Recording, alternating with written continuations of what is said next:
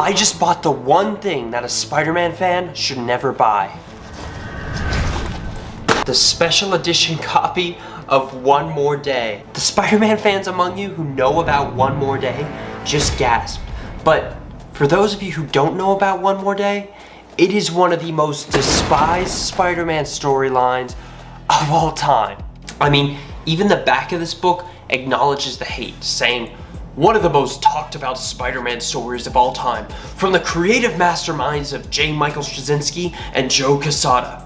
The stakes have never been higher for Peter Parker. In his darkest hours, and he's had plenty, Peter has always had one shoulder to lean on. One person who'd remind him who he is, was, and can be. Now, he's about to lose that one person. Almost everything Spider-Man fans say that they hate about the comics in the modern day stems back to this comic in one way or another. So, what exactly did One More Day do to make it so hated? Well, we'll get to that, but first you need a little background to really understand this. One More Day is the final storyline in J. Michael Straczynski's run on The Amazing Spider-Man. But at the same time, it's actually the brainchild of Joe Casada. Now, who is Joe Casada? At the time, Joe Casada was the editor-in-chief of Marvel Comics, and he was a firm believer that Peter Parker and Mary Jane should never have been married. Casada, like many of the Marvel higher-ups at the time, had long desired to dissolve the marriage of Peter Parker and Mary Jane, believing that it was the only way to secure the longevity of the character. He believed that bringing the character back to his roots, aka his youthful nature before he was married or anything, was the only way that the character would survive through the next 20, 30 years. However, for Casada, it was impossible to find some sort of workaround where he could dissolve the marriage but also keep Peter looking youthful. I mean, Peter's married, and he believed that aged Peter some way, that young people can't be married and be hip.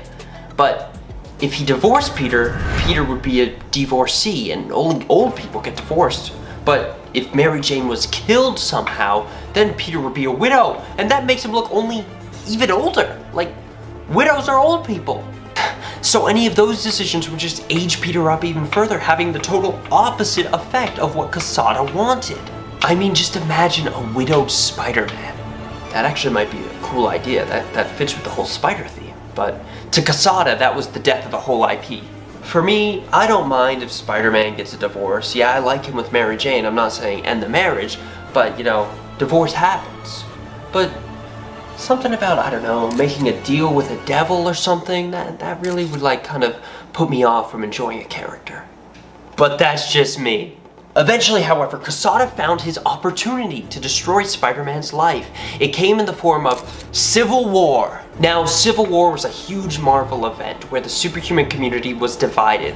On one side was Iron Man, spearheading the Superhuman Registration Act, and on the other side was Captain America, who believed that such an act was an infringement on people's rights, and he believed that America was going down the wrong path.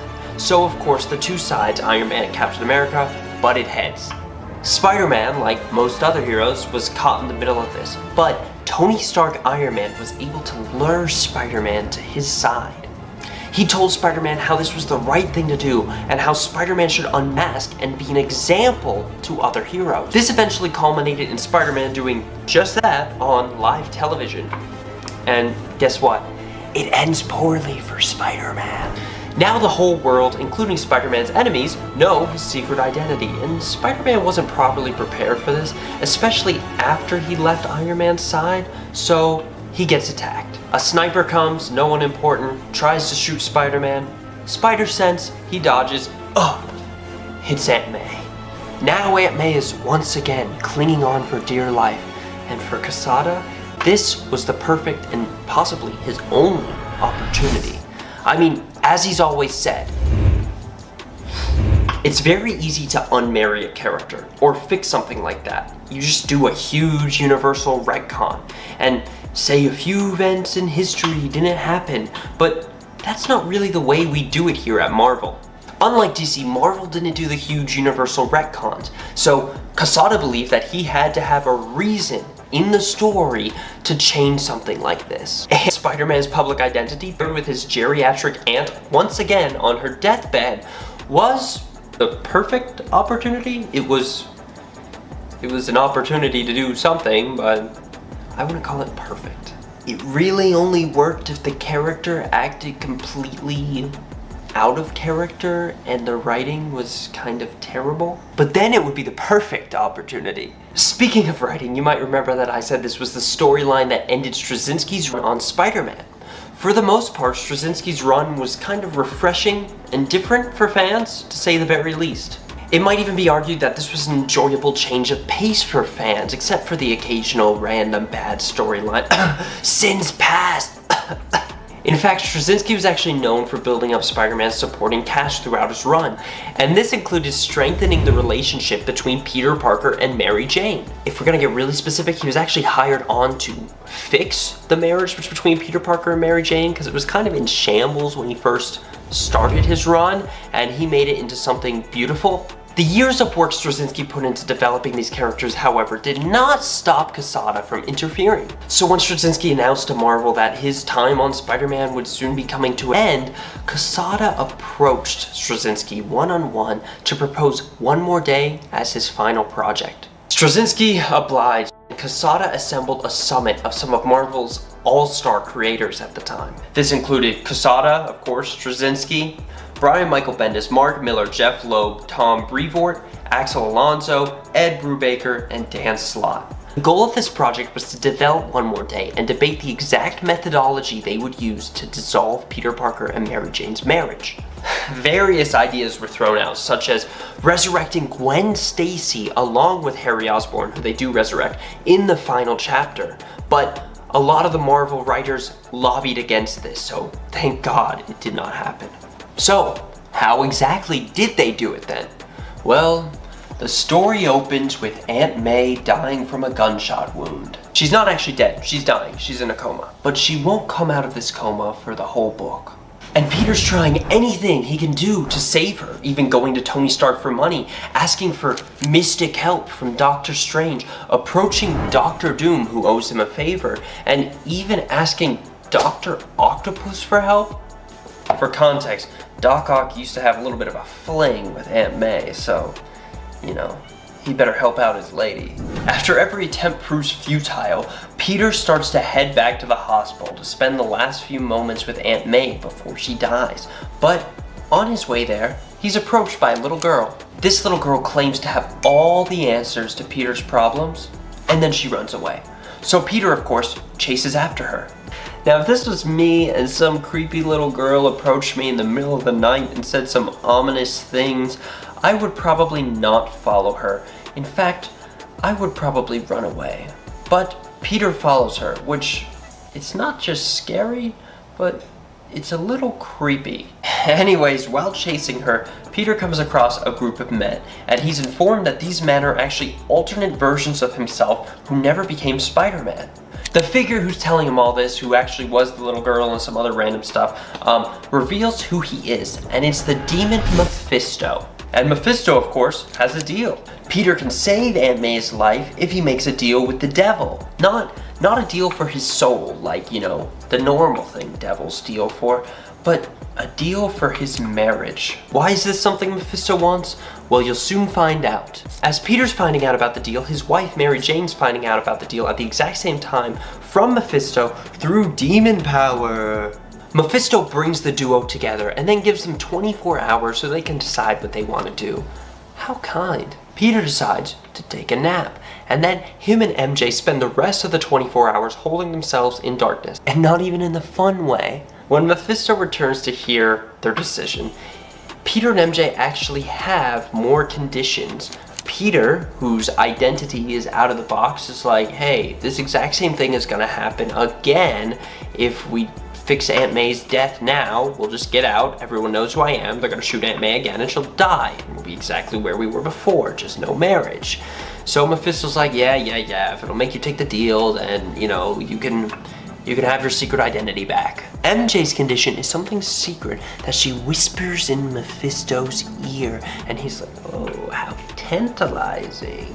This is some retcon they're setting up so that they'd have some wiggle room, which they use like a year later. It's really stupid, and I'm not even gonna get into it. So bing bang boom, Peter and MJ sign over their marriage to a demon to save the woman who could die for being blown over by a strong wind, but the story does not end there. Peter wakes up in his bed the next day, well, in Aunt May's bed, in his bed at Aunt May's house in the ripe young age of 30, and he's single, and he has a party to go to for his newly resurrected friend, Harry Osborn. He didn't actually die now, they retconned that, and now he went to, like, instead of dying, he just went to Europe. MJ, the hot supermodel Peter Parker was once married to, but now in continuity, he actually stood her up at the wedding, but they still dated and lived together and acted like they were married for all the time until they broke up around the same time as One More Day, coincidentally, is also at the party, but the duo doesn't interact. Instead, however, MJ gets to see Peter, her husband-boyfriend thing, being hit on by all these hot chicks at a party. So she leaves looking sad. It's actually a really depressing panel. But Mephisto, why do this? What's the point? Well, remember that little girl he took the form of earlier? Well, that's actually Peter Parker and Mary Jane's child, and she would have defeated Mephisto. Yeah, that's pretty much the whole reason. As expected, One More Day was met with vitriolic response from fans. Straczynski, looking back on it at interviews, has stated that there's a lot that I don't agree with, and I made this very clear to everybody within shouting distance at Marvel, especially Joe Casada. There was a point where I made the decision and told Joe that I was going to take my name off the last 2 issues of the One More Day arc. Eventually, Joe talked me out of that decision because at the end of the day, I don't want to sabotage Joe or Marvel, and I have a lot of respect for both of those.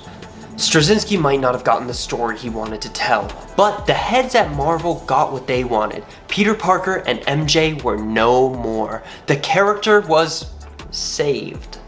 So Marvel got the change they wanted, but what exactly did they do with the change? Well, they launched the Brand New Day era. In this, Marvel editorial mandated that Spider-Man had to go back to his roots, but in new and refreshing ways. So he was barred from interacting with any of his old villains. Instead, iconic new ones were created like Menace, the Pregnant Goblin Lady, and Overdrive.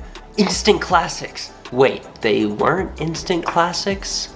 Yeah, the only villain that thrived from this time period was Mr. Negative, but at least the stories were top tier.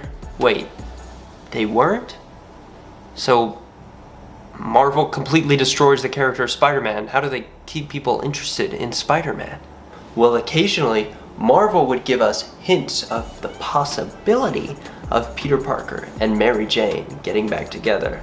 But actually 10 years later, in Nick Spencer's run on Amazing Spider-Man, the duo does actually get back together. I have no idea why Marvel okayed that. I mean, that's like insane. And then Peter's actually gearing up to propose to Mary Jane once again. So Marvel stepped in and removed Nick Spencer from the book. And then, in one of the worst storylines since One More Day, Marvel threw the couple into an alternate dimension and basically cucked Peter by giving MJ to another man, Paul, we hate Paul, we hate Paul, and giving MJ kids. So, I bought this. It makes me laugh.